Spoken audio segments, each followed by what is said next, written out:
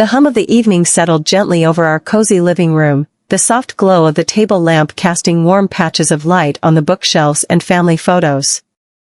Outside, the city's lights twinkled faintly, like distant stars, while inside, the quiet rhythm of our life played on.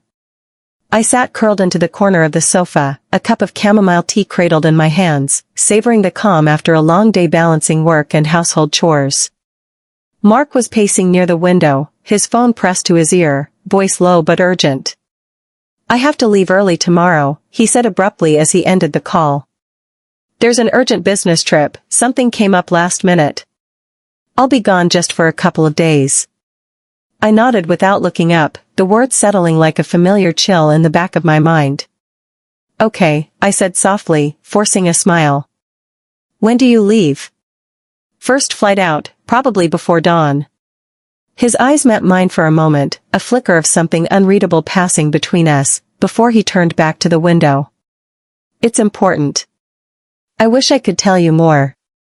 I wanted to ask questions, to dig beneath the surface of his hurried explanation, but the exhaustion clung to me, and I swallowed the unease that was slowly creeping in. Mark's work had always been demanding, long hours, last-minute meetings, the kind of life that made trust essential but fragile. I was Emma, the devoted wife who held the home steady while he chased deadlines and deals. Our marriage had weathered storms before, and yet, tonight felt different, as if a quiet tension had wrapped itself around us like a shadow. I glanced around the living room, taking in the familiar details, the framed photo of our wedding day on the mantel, the soft throw blanket I'd knitted during last winter's cold spell, the stack of magazines I'd been meaning to read but never found the time for. This was my sanctuary, the space where I juggled my remote job and my role as the anchor of our family life. I was used to being patient, to wearing the armor of understanding and support. But tonight, I felt a flicker of something else, a whisper of doubt. Mark's footsteps interrupted my thoughts as he sat beside me on the couch. "I'm sorry for springing this on you," he murmured. "I hate leaving you like this, but it's unavoidable." I reached out, taking his hand in mine, trying to steady the quickening beat in my chest. "I know," I replied, keeping my voice steady. "Just, be safe, okay?" He squeezed my hand, but the smile he gave me didn't quite reach his eyes. I studied his face, the faint lines of worry, the slight tremor in his jaw, and wondered if he was hiding more than just the details of this trip. Later, as Mark packed his briefcase in the bedroom, I returned to the living room and sank deeper into the sofa. My mind whirled with fragments of memories, the way he'd been distracted lately, the late-night emails he claimed were from clients, the sudden bursts of secrecy that hadn't been there before. I tried to dismiss the niggling suspicion, telling myself I was overthinking, that stress from work was clouding my judgment. Yet, beneath the surface, a quiet storm was gathering. I thought back to our routine, my mornings spent juggling conference calls and household errands, his long days filled with meetings and travel, evenings where we shared dinner and stories of our day. I was the one who kept everything balanced, the meals, the bills, the emotional pulse of our family. Mark had always been the reliable partner, the man who promised to build a future with me. But tonight, the promise felt fragile. As I sipped my tea, I found my fingers absent-mindedly tracing the rim of the cup, heart tightening with unspoken questions. Why the last-minute trip? Why the vague urgency? Something didn't fit, and though I tried to push it aside, the seed of doubt had been planted. I glanced at my phone, debating whether to send him a message. Should I ask for details? Should I reassure myself with words? Instead, I set the phone down and closed my eyes, willing myself to find peace in the familiar comfort of our home. Mark emerged from the bedroom, dressed and ready to leave, his face set with determination. "I'll call you as soon as I land," he said, wrapping me in a brief, tight hug. I returned the embrace, swallowing the lump in my throat. "I'll be here. Take care." As the front door clicked shut behind him, the silence that followed was heavy, filled with the weight of things unsaid.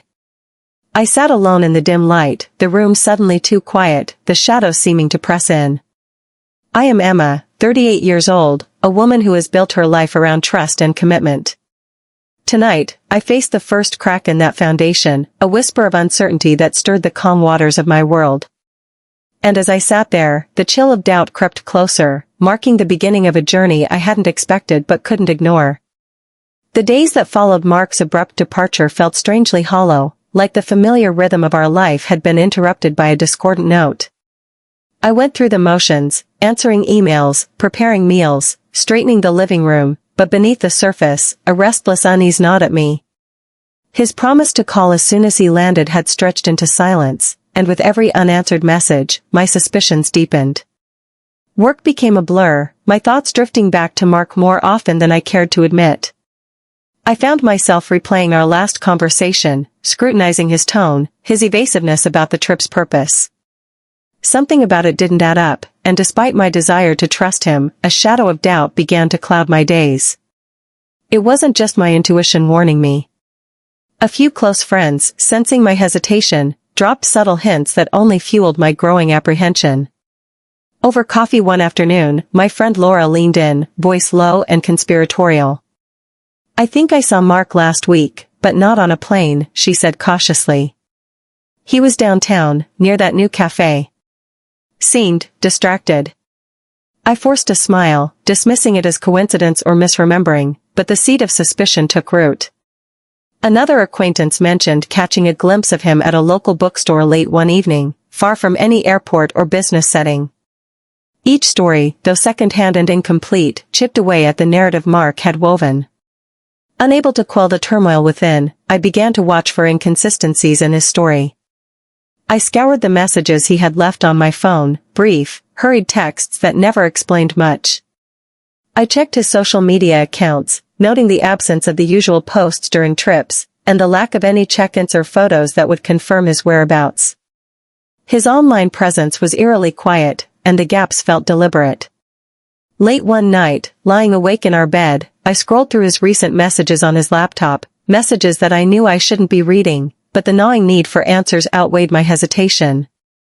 There were conversations with names I didn't recognize, cryptic exchanges peppered with emojis and casual tones that felt out of place for a business context. My heart pounded as I pieced together fragments that didn't align with his official explanation. I wrestled with the conflicting emotions inside me. Part of me wanted to believe in Mark's integrity, to dismiss these doubts as paranoia born from stress and loneliness. But another part, quieter yet insistent, whispered a harsher truth, that he might be hiding something from me, something that could unravel the life we had built together. Each day, the tension grew heavier. I caught myself rehearsing questions in my mind, debating whether to confront him directly or to gather more evidence before facing the truth. The uncertainty was suffocating, coloring every interaction with a fragile veneer of normalcy. In the quiet moments between work and sleep, I found myself reaching out to friends more often, seeking reassurance and subtle clues. They offered sympathy but also caution, reminding me to trust my instincts while being careful not to act impulsively. Their words echoed in my mind as I tried to balance my desire for clarity with the fear of what I might discover. At work, my focus wavered. I would find myself staring at the screen, distracted by thoughts of Mark's absence and the growing list of inconsistencies. The emails I sent were terse, my replies delayed. Colleagues noticed my distraction, offering concerned glances, but I kept my turmoil private, unwilling to expose the fracture that had formed in my personal life. One evening, as I prepared dinner, my phone buzzed with a message from an unknown number, a brief, vague text hinting at things not being as they seem. The message sent a jolt through me, confirming that my suspicions were not unfounded. But who was behind it? A friend? A stranger? The uncertainty was both terrifying and compelling. Despite the turmoil, I maintained the facade of calm when speaking with Mark's colleagues or friends. I asked casual questions about the trip, watching carefully for slips or contradictions. Their answers were polite but evasive, only deepening my doubts. The pieces of the puzzle refused to fit neatly, leaving me grasping at shadows. At home, the silence was oppressive. Mark's side of the bed remained untouched, the space a constant reminder of his absence and the growing void between us. I found myself talking aloud to the empty room, voicing questions I had no answers to. The wall seemed to close in, amplifying the loneliness that had settled in my heart. In the midst of this growing suspicion, I struggled to reconcile the man I thought I knew with the stranger who seemed to be slipping away. Memories of our shared past, the laughter, the plans, the promises, clashed with the present reality of secrecy and distance. I questioned not only his actions but my own judgment, wondering where the fault lay. One afternoon, I caught a glimpse of Mark's social media activity from my phone. A photo popped up in my feed, tagged by someone I didn't recognize, a casual snapshot taken in a place he claimed not to have visited. My breath caught as I stared at the image, the evidence mounting in silent testimony against his story. That night, as I lay awake once more, I confronted the turmoil inside me. The urge to confront Mark battled with the fear of shattering the fragile peace I clung to. I knew that sooner or later, I would have to face the truth, but for now, I was trapped in the liminal space between trust and betrayal. I am Emma, 38 years old, a woman caught in the quiet unraveling of her marriage. The threads of doubt have woven themselves into the fabric of my daily life, and as I navigate this shadowed path, I find myself questioning everything I once believed. The journey ahead is uncertain, but one thing is clear, I can no longer ignore the signs that point toward a truth I am both afraid and compelled to uncover. The restless nights had become a constant companion, shadows lengthening in the corners of my mind as questions multiplied without answers. I knew waiting passively would only deepen the void growing between Mark and me. So, one evening, as twilight settled over the city and the familiar hum of life softened outside my window, I made a decision. I would follow him. It was a quiet resolve, born from a mixture of dread and determination. I slipped on a jacket, gathering my courage as I stepped into the cool night air. My heart pounded with each step toward the car, the engine's soft growl a steady rhythm in the stillness. I kept a careful distance as Mark's car wove through the streets, the city lights casting fleeting glimmers on the windshield. He drove with a calm certainty, unaware that I trailed him, silent and watchful. The route led us away from the familiar highways, threading through quieter neighborhoods I hadn't known he frequented. My mind raced with possibilities, each more unsettling than the last. Finally, the car slowed, pulling into the small parking lot of a restaurant we had visited together on happier occasions, a cozy place with warm lighting and the scent of fresh bread drifting through the air. My breath caught as Mark stepped out, his figure silhouetted against the glow of the entrance. He was not alone.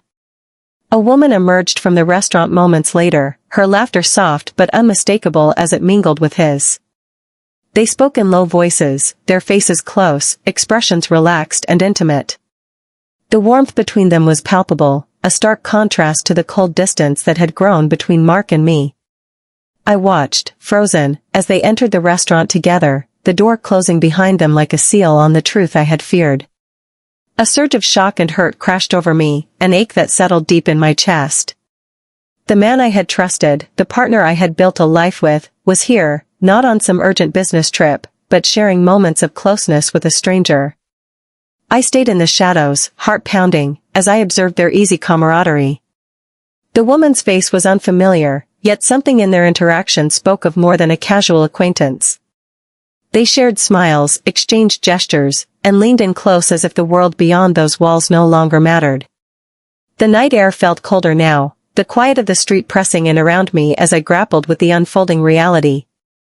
I had sought answers, and though the truth was painful, it was now undeniable.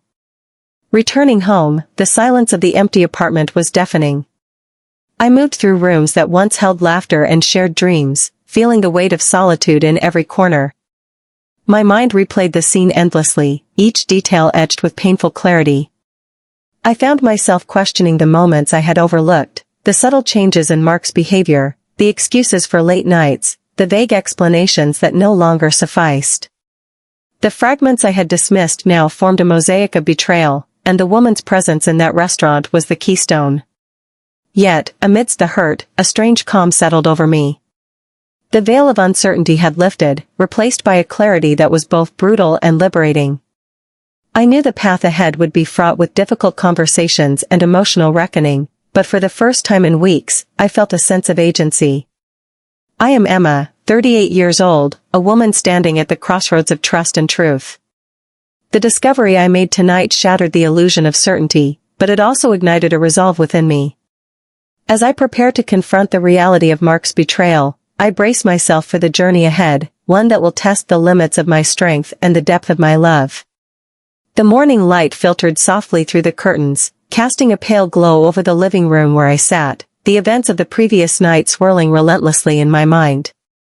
I had witnessed Mark's warmth with another woman, a truth I couldn't ignore, yet I knew I needed more than just a fleeting glimpse to understand the full picture. The puzzle pieces were scattered, and it was my task to gather them carefully, to see the whole image without losing myself in the process. I began by sifting through memory, recalling moments I had brushed aside. The subtle changes in Mark's routine, the unexplained evenings at the office, the sudden bursts of phone calls he took in private, the vague mentions of meetings with colleagues whose names I never learned. Each detail now carried a new weight, a silent clue I had failed to decipher. Determined to uncover the truth, I turned to the digital realm where so much of our lives now resided. I scoured social media profiles, searching for the woman whose laughter had echoed in that restaurant, whose presence had shattered my world. The task was delicate. I had to proceed cautiously, balancing my need for answers with the desire to maintain some semblance of dignity. Hours passed as I pieced together fragments from mutual acquaintances, tagged photos, and subtle comments left online. Finally, a name emerged, Claire. She was listed as a colleague of Mark's at his firm, someone he had mentioned in passing but never introduced or spoken about with any familiarity. The discovery was both a confirmation and a revelation, opening doors to a reality I hadn't been prepared to face. I delved deeper, tracing Claire's social media footprint. Her profile painted a picture of a vibrant woman, charming, confident, and engaged in the same professional circles as Mark. The photos showed her at industry events, smiling alongside Mark in a way that suggested more than mere professionalism. The captions hinted at camaraderie, shared projects, and late nights at the office. I reached out discreetly to a few mutual friends, careful not to reveal my intentions. Their responses were measured, some offering vague acknowledgments of Claire's closeness to Mark, others hinting at whispered rumors that had circulated quietly within their circles. No one wanted to speak openly, but the undercurrent was unmistakable. The realization settled heavily upon me. This was not a chance encounter or a fleeting indiscretion. The woman was woven into the fabric of Mark's daily life, a presence he had chosen to keep hidden. The betrayal was deeper than I had first imagined. Yet, amid the hurt and confusion, I felt a peculiar clarity. Knowing the truth, even in its harshness, gave me a foothold. I could no longer dwell in uncertainty or suspicion. It was time to decide how to confront the reality before me. I contemplated my options carefully.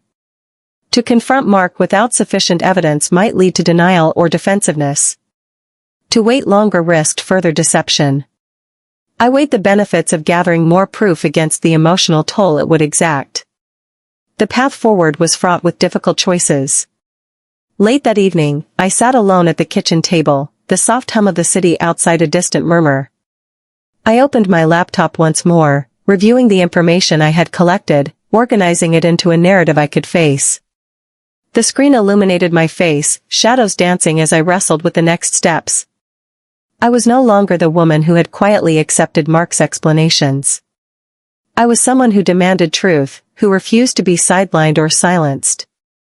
The discovery of Claire's identity and her connection to Mark shifted the balance of power, empowering me to reclaim control over a situation that had once seemed overwhelming. I considered reaching out to Claire, to hear her side of the story, to understand the depth of their relationship.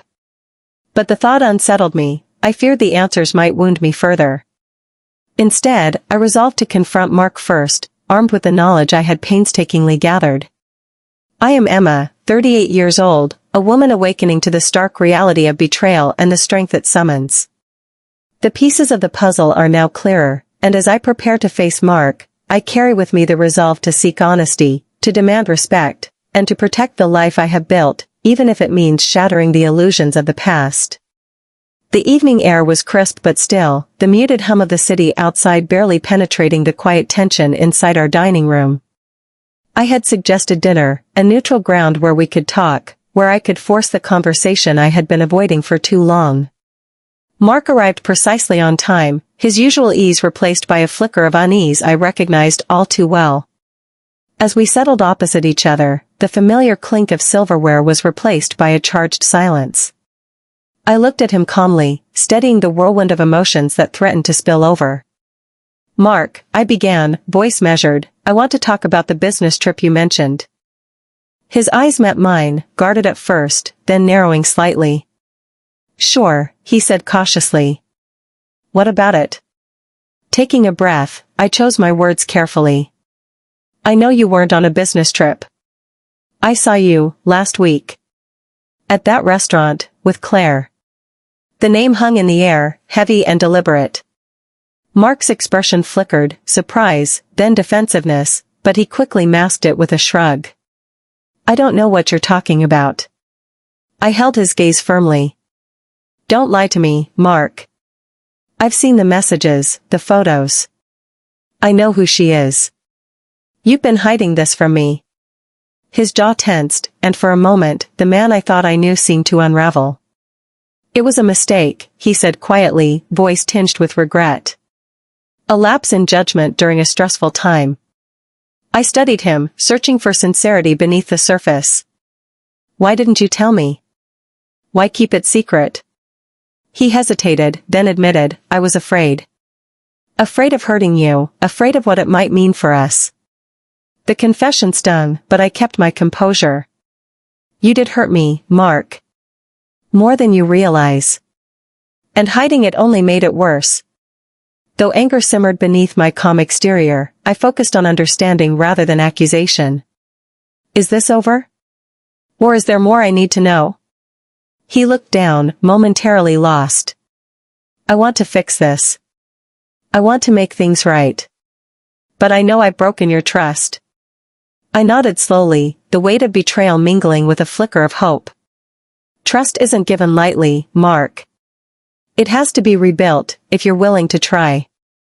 He reached across the table, his hand trembling slightly as it covered mine.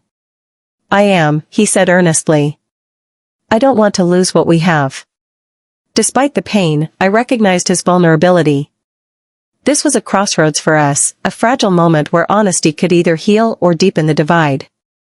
I squeezed his hand briefly, then withdrew, needing space to process the whirlwind of emotions. "We have a lot to talk about," I said softly. "But for now, I need time to think." Mark nodded, the tension in his shoulders easing just a fraction. As the meal continued in quiet contemplation, I realized that confronting the truth was only the first step in a long journey, a journey where I would have to balance my heart against my sense of self. I am Emma, 38 years old, navigating the fragile terrain between betrayal and forgiveness. Tonight, I faced the man I loved and the reality he concealed, and though the path ahead is uncertain, I am determined to reclaim my voice and my strength, no matter where this leads. The moment I closed the door behind Mark that evening, a heavy wave of emotions crashed over me, betrayal, confusion, and an aching sadness that settled deep within my chest. I leaned against the cool wood, letting out a breath I hadn't realized I'd been holding. The confrontation had ended, but the storm inside me had only just begun. I retreated to the sanctuary of my bedroom, where the soft glow of a bedside lamp offered a small comfort against the darkness creeping into my thoughts. My phone buzzed gently, a message from my closest friend, Rachel. Without hesitation, I reached out, pouring my heart into a text that spilled the raw truth of the night, the confession, the pain, the uncertainty. Rachel's reply came swiftly, a balm of empathy and strength. "I'm here for you," she wrote. "Whatever you need, whenever you need it." That simple reassurance grounded me, reminding me I wasn't alone in this. Over the next days, I leaned heavily on that support. Rachel listened without judgment, offering advice woven with compassion. Our conversation stretched late into the night, a lifeline amid the swirling chaos. She encouraged me to prioritize my well-being, to seek clarity not just from Mark, but from within myself. Mark, for his part, oscillated between remorse and defensiveness. He called often, his voice thick with guilt, attempting explanations that sometimes felt like excuses. "It was a mistake during a stressful period," he'd say, his words echoing hollowly in the quiet of my apartment. I wanted to believe him, to find the man I'd loved beneath the cracks of his betrayal, but trust, once broken, is not easily mended. I found myself torn, between the history we shared and the uncertain future looming ahead. Each memory of laughter and companionship clashed with the recent reality of secrecy and deceit. The emotional weight was exhausting, a relentless tide threatening to pull me under. In moments of solitude, I questioned my own judgment. Had I missed signs? Was I naive to think our marriage was unbreakable? The answers eluded me, tangled in layers of pain and hope. Amid this turmoil, I made a decision to seek counseling, not only to navigate the fractured trust between us but to understand my own feelings and boundaries. The first session was a tentative step, a safe space to unravel the knot of confusion. My therapist listened patiently as I recounted the events, validating my pain and encouraging self-compassion. I also proposed couples therapy, hoping it might offer a path to healing, if Mark was willing to truly engage. He agreed, albeit reluctantly, acknowledging that rebuilding would require more than words. Throughout this journey, I began to reclaim pieces of myself that had been overshadowed by the marriage's strain. I reconnected with old friends, resumed hobbies I had set aside, and carved out moments of peace amid the chaos. The process was neither linear nor easy, marked by setbacks and small victories. One afternoon, standing by the window with a cup of tea, I realized I was beginning to feel a quiet strength stirring within me. It wasn't the same as before, naive or blind, but a deeper resilience forged through pain and honesty. I am Emma, 38 years old, navigating the fragile aftermath of betrayal. Though the path is uncertain and the heart is bruised, I am determined to face the emotional fallout with courage, seeking not just answers but a way to heal and find myself again amid the broken pieces of us. The days that followed felt like walking a tightrope stretched thin between fractured trust and fragile hope. I had made it clear to Mark that transparency was no longer optional, it was the foundation upon which any future between us would have to be built. No more secrets, no more shadows. I needed to reclaim control over my life, and that meant setting boundaries that protected my heart even as I tried to heal. Mark responded with a mixture of guilt and determination. He began sharing details of his days, answering my questions honestly, and no longer disappearing into excuses or silence. His phone, once cloaked in secrecy, was now accessible, and while that transparency was painful, it was a necessary step toward rebuilding what had been broken. I took the initiative to start counseling sessions on my own, recognizing that I needed to understand my feelings and fears before I could truly engage with Mark in therapy. Sitting across from my counselor, I uncovered layers of pain and resilience I hadn't fully acknowledged. The sessions became a refuge, a place where I could voice my doubts without judgment and begin to map out a path forward. Encouraged by my progress, I suggested couples therapy, hoping it would offer a structured space for us to confront the betrayal, communicate openly, and begin healing together.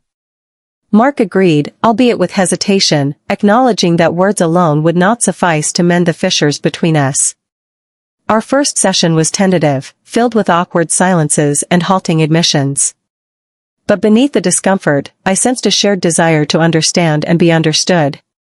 Mark spoke of his regrets and the pressures that had driven him away. I shared my hurt and the challenge of rebuilding trust. It was raw and imperfect, but it was a beginning. Outside therapy, I focused on nurturing myself.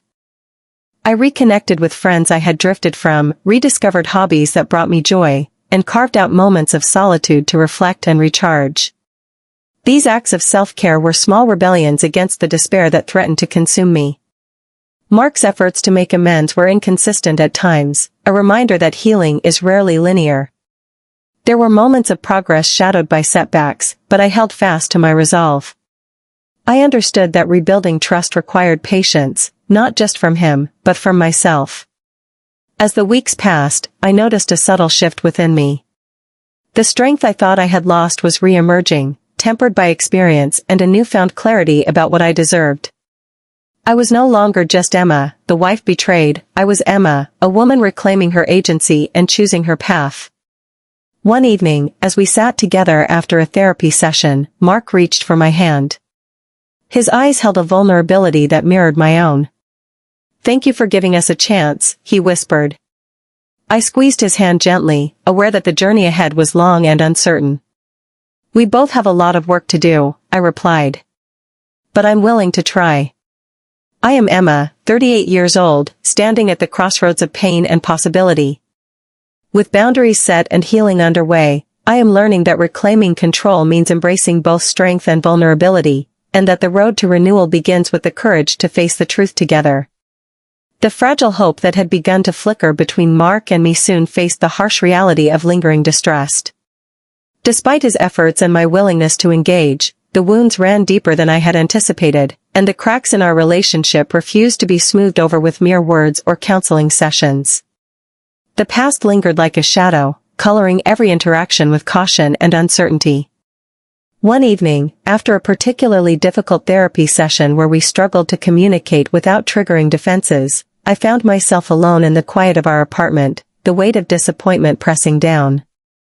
The distance between us felt palpable, more than just physical space, but an emotional chasm that seemed to widen with each passing day. It was then that I realized the painful truth: healing required time, but it also demanded space.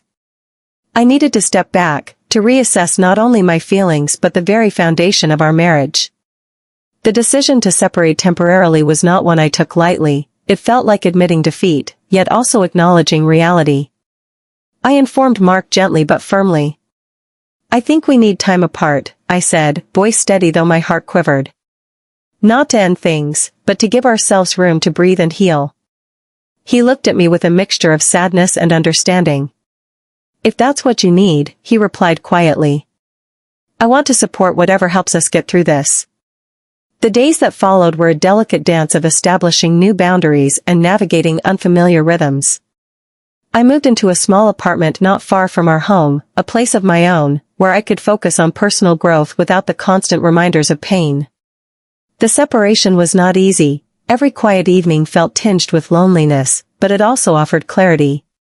Freed from the immediate pressures of reconciliation, I found space to nurture my career ambitions, dedicating time to projects I had shelved in the wake of marital turmoil.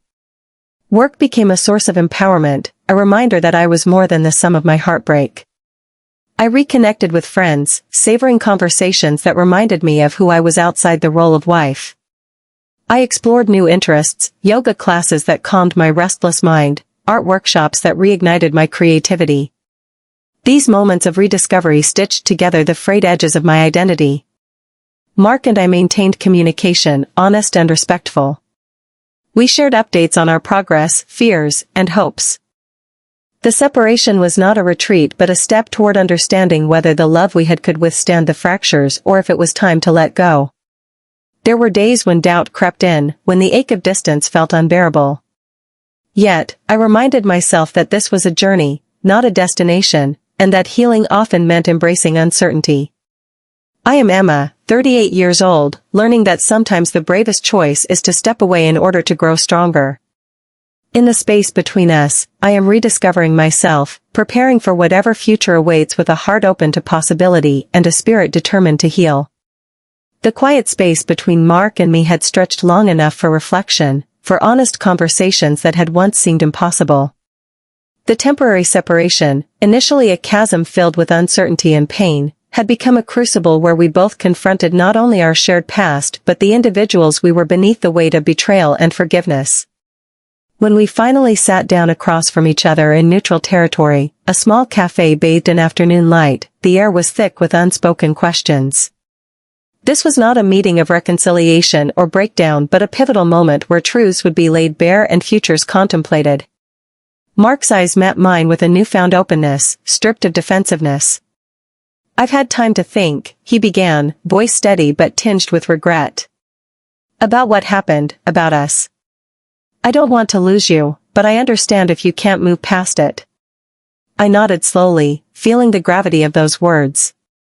I've been thinking too, I admitted. About what I need, what I deserve. Trust isn't something you can just rebuild overnight, and I'm not sure if that trust can be restored between us. He reached out tentatively, his hand hovering before resting briefly on mine. I'm willing to do whatever it takes. But I also want you to be happy, whether that's with me or on your own. The honesty in his voice stirred a complex mix of emotions. We spoke at length, our conversation weaving through memories, regrets, hopes, and fears. There was no blame, only acknowledgement of the fractures and the effort required to mend or accept them. As the hours passed, we faced the possibility that our paths might diverge. The thought was painful, but it carried a strange relief, a recognition that love, no matter how deep, sometimes requires release. I shared my thoughts on legal separation, not as a finality but as a practical step to define boundaries and protect our individual futures. Mark listened, understanding that this was not surrender but a conscious choice to embrace honesty and clarity. We agreed to approach the process with respect and calm pragmatism, determined to avoid the bitterness that so often accompanies endings. Our conversations, though difficult, were marked by a maturity born of shared history and mutual respect. In the quiet moments after our meeting, I felt a bittersweet sense of closure. The future remained uncertain, filled with both possibility and loss, but I was no longer adrift in confusion or denial. I had reclaimed my voice and my agency. I am Emma, 38 years old, standing at the threshold of change.